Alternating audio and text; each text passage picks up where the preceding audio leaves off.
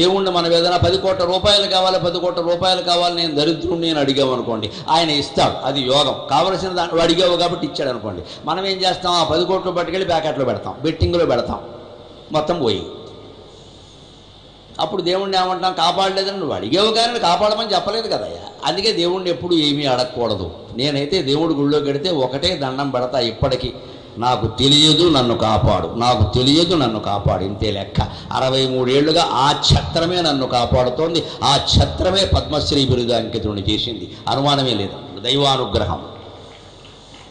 ఎంత తీవ్రమైన వ్యాఖ్యలు చేసినా, ఎంత నెక్కచ్చిగా మొహమాటం లేకుండా మాట్లాడినా ఒక్కడు మన జోలికి రాకపోవడానికి కారణం ఏమిటంటే యోగక్షేమం వకామ్యకం. కృష్ణ పరమాత్మ చూసుకుంటాడు, నేను మాట్లాడుతున్నది సత్యం, నేను మాట్లాడుతున్నది ధర్మం, భయపడే సమస్యలే.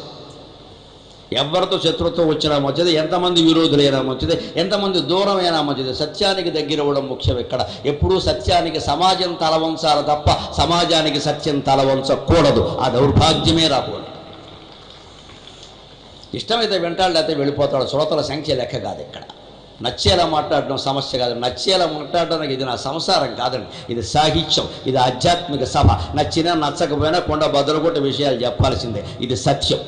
రాకపోతే మానేయండి, దానికి ఏమిటట. ఇవాళ కాకపోతే రేపైనా నేను చెప్పిన సత్యం నిన్ను వెంటాడి తీరుతుంది. నా గొప్పతనం కాదయ్యా, సత్యం గొప్పతనం. అది నిజం కాబట్టి వెంటాడుతుంది, అంతే లెక్క.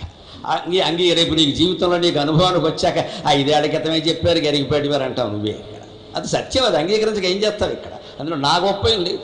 కాస్త నాటుకునేలా చెప్పడంలో నా ప్రజ్ఞ ఏదైనా ఉంటే ఉండొచ్చు, కానీ సత్యం సత్యమేనండి. అది ఏమన్నా నేను కనిపెట్టానా? అనన్యాక అంటే చాలామంది రాసిన వ్యాఖ్యానం ఏమిటో తెలుసా, కృష్ణుడిని తప్ప ఇంకెవరిని ఆరాధించకూడదని అర్థం. ఇదేమర్థం అండి? ఎక్కడదండి ఇది? అనన్యాక అంటే కృష్ణుడిని తప్ప ఇంకెవరిని ఆశ్రయించకూడదు. అంచేత కృష్ణనామాన్నే స్మరించాలి. కృష్ణుడికి సంబంధించిన దండలు ఉంటాయి కదా, తులసి దండ, తులసి పూసలు అవి వేసుకోవాలి. ఇలాగా యు ఆకారంలో బొట్టు పెట్టుకోవాలి. అంటే వారి బొట్టు, వారి పూసల దండ సరిపోయే కృష్ణుడు పోయాడు అక్కడి నుంచి.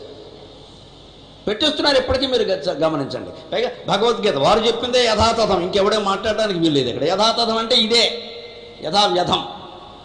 ఇదేం అర్థం? అనన్యాశ్చింత ఎంతో. సంస్కృతం ఏ పాటి వచ్చిన జ్ఞానం ఉన్నవాడైనా ఈ అర్థం చెప్పడు. ఇతరులను చింతించొద్దు, నా రూపాన్నే చింతించు అనేది కృష్ణుడి యొక్క ఉద్దేశం. అయితే అనన్యాక అని ఉండదు, అనన్యాన్ అని ఉంటుంది ఖచ్చితంగా. ద్వితీయ విభక్తి ఉంటుంది. ప్రథమా విభక్తి ఎందుకు ఉందండి? బహువచనం. ఆ మాత్రం ఆలోచన లేదా? మనకు తోచిన అర్థాలు చెప్పడమేనా? అది శంకరాచార్య చెప్పిన అర్థం ఏమిటో తెలుసా? అనన్యాహ అంటే అపృథగ్భూతాః పరం దేవం నారాయణం ఆత్మత్వేన గతాః సంతః. ఇది శంకరాచార్య చెప్పిన మాట. అపృథగ్భూతాః, తాను నారాయణుడు ఒక్కటే అనేటువంటి భావంతోనే చింత చెయ్యాలి, ఏకత్వ భావనతో చింత చేయాలి. అనన్యాహ అంటే చెప్పిన అర్థం అది. అన్యభావన వద్దు అంటే నాకంటే దేవుడు అన్యం కాదు, నేను ఆ దేవుడు ఒక్కటే. నేను తెలుసుకోలేకపోతున్నాను కాబట్టి ఈ పద్ధతిని ఆశ్రయిస్తున్నాను తప్పితే దేవుడు వేరు నేను వేరుగా. దీనికి ఇంకా ప్రమాణాలు ఏమిటో తెలుసా? పురాణాల్లో, తంత్రశాస్త్ర గ్రంథాల్లో చాలా ఉంటాయి, ఉపాసనా గ్రంథాల్లో ఉంటాయి. రామో భూత్వా రామం భజేత్, నా రుద్రో రుద్రమర్చేత్, నా విష్ణువర్చేత్. నువ్వు విష్ణువు కాకపోతే విష్ణువుని అర్చించలేవు, రుద్రుడు కాకపోతే రుద్రుడిని అర్చించలేవు, రాముడు కాకుండా రాముడు నువ్వు అర్చి చేయలేవు. అంటే రాముడు నువ్వు ఒకటేనా కాదా? రుద్రుడు నువ్వు ఒకటేనా కాదా? ఎందుకు చెబుతున్నారు అక్కడ?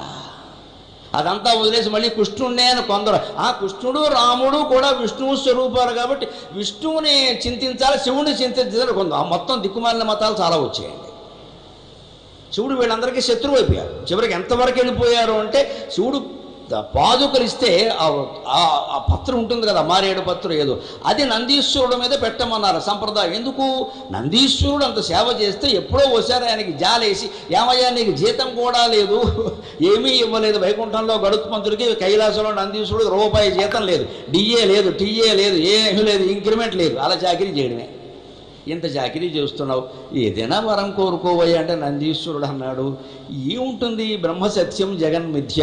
ఆ బ్రహ్మని మీ రూపంలో నేను నా కళతో చూస్తున్నా, నాకు ఇంతకంటే ఏం అక్కర్లేదు. పోనీ మీరు అన్నారు కాబట్టి ఒక్కటి కొడతాను, మీ మాట కాదని అనకూడదు కదా. అందుకని ఒక్క మాట చేయండి, మీ గుళ్ళోకి వచ్చిన వాళ్ళు మీ పాదుకలు, మీ పాదాలకి పూజ చేసిన పత్రి పుష్పాలు ఉంటాయే, అవి నా నెత్తి మీద పెట్టారా, నాకు వరం ఇవ్వండి చాలు అన్నారు. ఇది సంప్రదాయం. భక్తుల్ని ప్రేమించి గౌరవించడం కోసం శివుడు ఏం చెప్పాడు అంటే, ఈ రోజు నుంచి నాకు ఉపయోగించినటువంటి పత్రి పుష్పాలు మీరు ఇంటికి పట్టుకెళ్ళద్దు, నందీశ్వరుడు మీద పెట్టండి అన్నారు. ఆ శివుడు మాట మీద గౌరవం కోసం మనం నందీశ్వరుడు మీద పెడుతున్నాం. ఇక అక్కడి నుంచి ప్రసాదం కూడా పెట్టద్దని వచ్చిందండి. ఇంకా పిచ్చి నమ్మకాలంటే ఇవి, ఏది పట్టుకెళ్ళకూడదు. ఇంకా విచిత్రం ఏమిటంటే, 5 ఏళ్ల క్రితం విన్నాను నేను, చాలా తీవ్రంగా ఖండించారు వ్యవహారం. శివుడు గుళ్ళోకి వెళ్లే ముందు వచ్చాక కాళ్ళు కడుక్కోవాలట. వెళ్లే ముందు కాదు, వచ్చాక కాళ్ళు కడుక్కోవాలట. ఎందుకంటే శ్మశానానికి వెళ్ళినట్టుట. అయ్యి బాబోయ్, శివుడంత శ్మశానవాసి అయిపోయాడా? పరమయాగి, పరమయోగి, పరమత్యాగి, మహానుభావుడైన శివుడు, జ్ఞానరూపమైన శివుడు, త్యాగయోగి అయిన శివుడు మనకి శ్మశాన రూపం అయిపోయాడు. ఈ దేవతా రూపాల పట్ల ప్రీతి ఉందే, ఇతర దేవతా రూపాల పట్ల ఎంత ద్వేషాన్ని కలిగిస్తుందండి ఇవాళకి కూడా. ఈవెన్ ఇన్ 21st century, 21వ శతాబ్దంలో కూడా ఈ మాటలు మనం ప్రచారం చేస్తున్నామంటే ఎంత ధైర్యం మనకి, ఎంత పైశాచికత్వం ఇది. నిన్న కూడా విధుశేఖర భారతి మాటల్లో మీరు విన్నారు. కొందరు శివుడు అంటారు, కొందరు అమ్మవారు అంటారు, కొందరు విష్ణువు అంటారు. ఒకే పరమాత్మ ఇన్ని రూపాల్లో కనపడుతున్నాడు, అదే సిద్ధాంతం అని చెప్పారు వారు కూడా. మనం పట్టుకున్నదే మూటెక్కడ. అందుకే ఇవన్నీ వస్తాయండి. అందుకే అనన్యాహ అంటే కృష్ణుడిని తప్ప ఇంకెవరిని చింతించొద్దని కాదు, విష్ణువుని తప్ప ఎవరిని చింతించవద్దని కాదు. అసలు శివుడిగా రూపం ప్రశ్న లేదు అక్కడ. నేను దేవుడు ఒక్కటే. అపృథగ్భూతాహ అంటే అర్థం ఏమిటి? తాను దేవుడు వేరు అనే భావాన్ని ముందు మానుకోవాలి, లేకపోతే అర్చనే కుదరదు. ఎంత చేసినా ఒక్కటే. మనకి ఎందుకు జ్ఞానం కలగట్లేదు అంటే, ఆయన వేరు అనుకుంటున్నాం, మనం వేరు అనుకుంటున్నాం.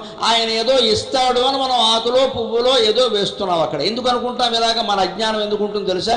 లోకంలో ఎవరికైనా మనం ఏదన్నా ఇస్తే మనకి ఇస్తారు కదా. మీరు అభిషేకాల్లో కూడా గమనించండి, నేను ఆశ్చర్యపోతూ ఉంటాను.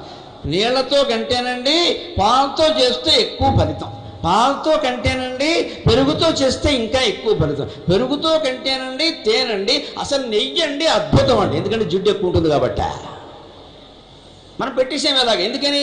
మన ఇంటికి వచ్చిన వాడికి మంచినీళ్ళు ఇస్తే మామూలుగా ఉంటుందమ్మా. పాలు కాఫీ ఇచ్చామనుకో, స్ట్రాంగ్ కాఫీ, ఫిల్టర్ కాఫీ 60-40 అంటాడు వాడు కూడా. మంచినీళ్ళ కంటే అది మంచిది కదా. మరి తేనె ఇచ్చామనుకో, తేనిచ్చారండి వాళ్ళ మనస్సు కూడా తేనె. లోకంలో అందరూ నీళ్ల కంటే పాలు, పాల కంటే తేనె గొప్పవిగా భావిస్తారు. కాబట్టి మనం కూడా అభిషేకాల్లో శివుడికి కూడా తేనె పోసేసి మొత్తం చీమట్లు పట్టేలా చేశాం అక్కడ. అందుకని తేనె ఎందుకు పోయాలి, పాలెందుకు పోయాలి, నెయ్యి ఎందుకు పోయాలి, నీళ్ళు ఎందుకు పోయాలి? ప్రతిదీ పోసాక నీళ్లు పోస్తారు. మీరు గమనించండి అభిషేక ప్రక్రియలో. తేనె పోసిన వెంటనే నీళ్లు పోస్తారు, నెయ్యి పోసిన వెంటనే నీళ్లు పోయి, ఎందుకని కడిగేయడానికి. పైగా ఏం పోసినా జారిపోతున్నాయి గమనించు. పాలు పోసావు జారిపోయాయి, తేనె పోసావు జారిపోయాయి, నీ నెయ్యి పోసావు జారిపోయింది, పత్రి పెట్టావు జారిపోయింది, పువ్వులు పెట్టావు జారిపోయాయి. నీ జీవితంలో కూడా ప్రతిదీ జారిపోతుంది. Be ready, be ready, be ready. ఇది అభిషేక సిద్ధాంతం. ప్రతిదీ జారిపోతుంది.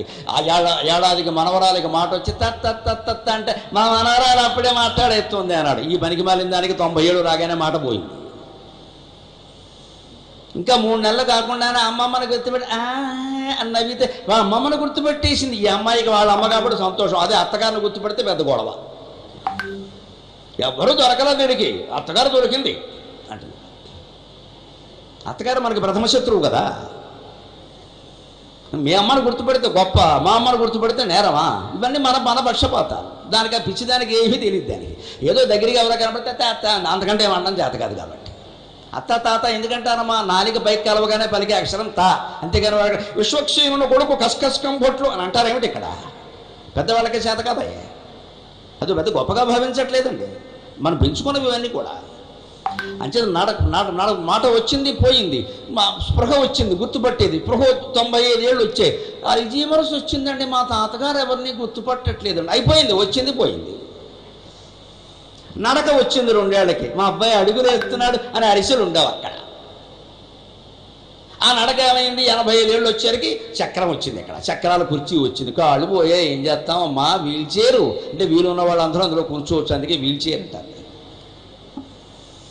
నడక వచ్చింది పోయింది, మాట వచ్చింది పోయింది, స్పృహ వచ్చింది పోయింది. వచ్చింది ప్రతిదీ పోతుంది అని శివుడు చెబుతున్నాడు. నువ్వు నా మీద ఏం పెట్టినా జారిపోతావు, ఏం పెట్టినా జారిపోతావు, నువ్వు కూడా జారిపోతావు, గుర్తుపెట్టుకో. ఇదే అభిషేకం.